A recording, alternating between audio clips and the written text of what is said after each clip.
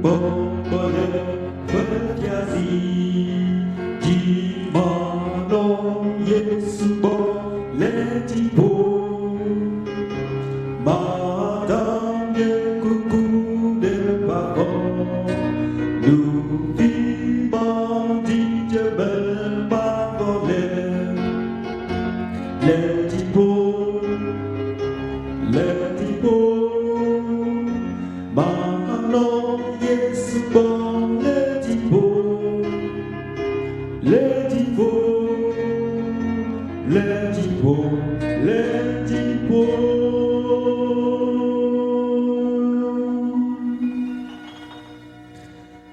Tiba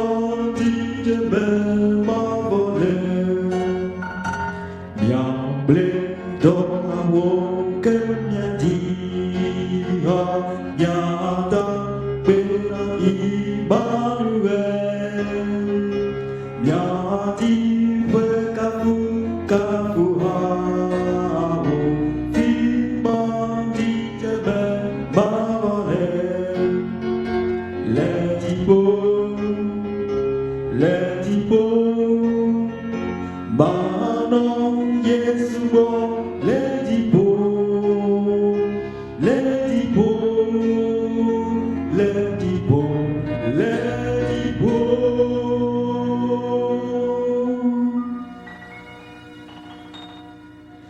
Timbang di jebel boleh Nuti fa menon non hoye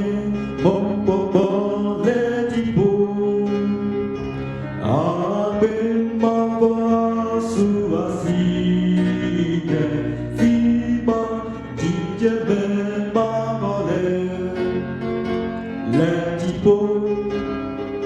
letipo mana Yesus boleh tipu letipo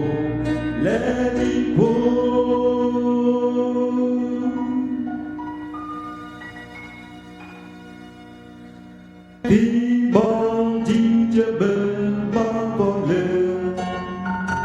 bapa bekokwe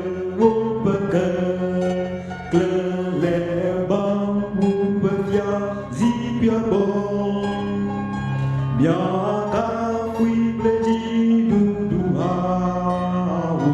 timbang di jebel boleh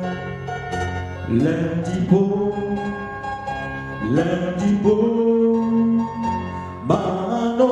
Yesus boleh tipu letipo